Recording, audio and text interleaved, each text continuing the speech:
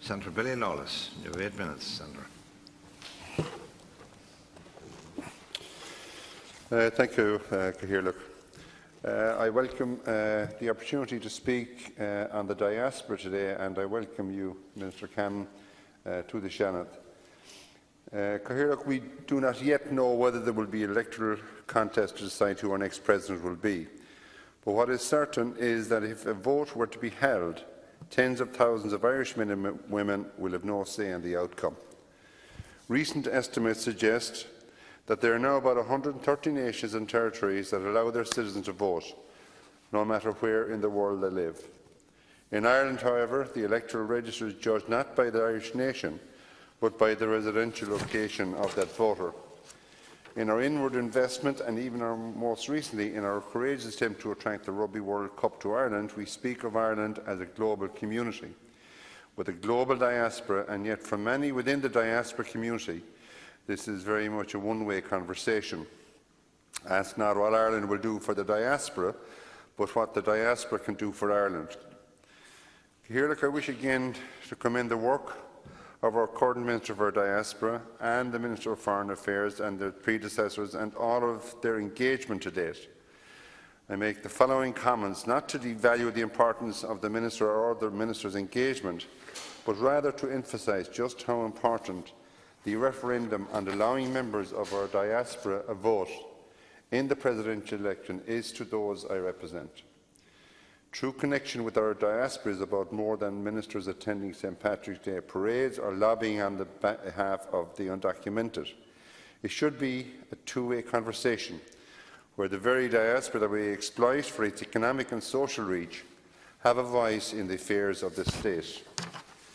It is clear that the authors of our Constitution believe deeply in the importance of the Irish abroad. Codifying that recognition in Article 2 of the Constitution, which recognised that the Irish nation cherishes a special affinity with people of Irish ancestry living abroad who share its cultural identity and heritage. I fully recognise that there may be some in this country who fear that those who may wish to vote in our presidential election do not fully appreciate or understand the Ireland they departed or derive citizenship from. I hope to be part of a national conversation that can firmly put these fears to rest, and that is why I welcome this valuable opportunity for this House to speak on the diaspora. Immigration has vastly changed. Immigrants come and go with multiple departures and returns, and they are permanently tuned in to what is happening in Ireland on a daily basis, through social media and instant communication.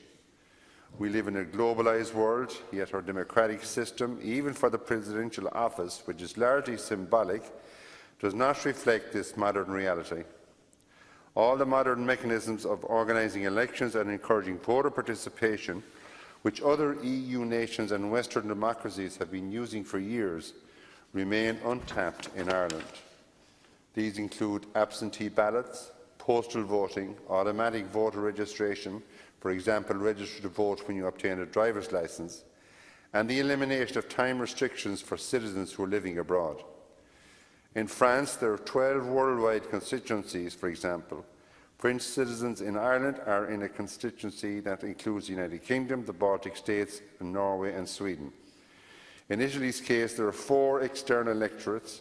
These comprise Europe, South America, North and Central America, and a large electorate combining Australia, Asia, Africa, Oceania and Antarctica.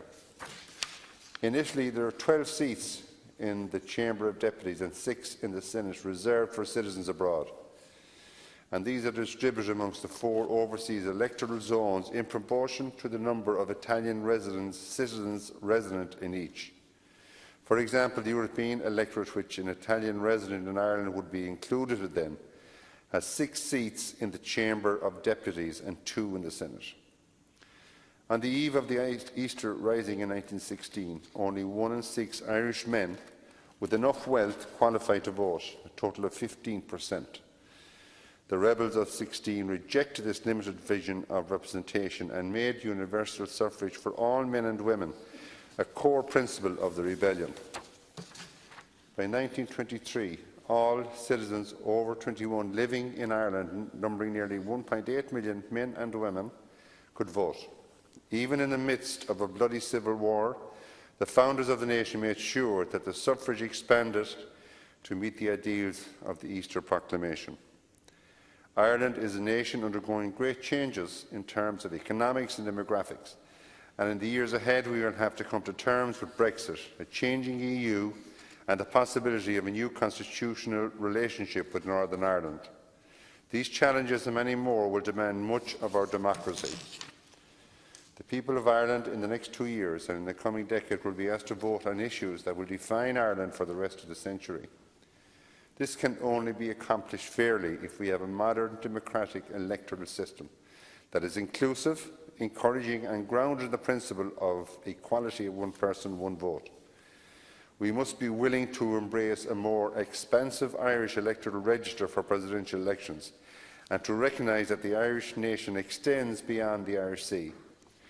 I believe that Ireland has a choice either to expand and modernise the franchise to meet the EU's standards on voting and citizenship, or accept a status quo that over time will continue to make us less democratic, less equal and a more insular nation.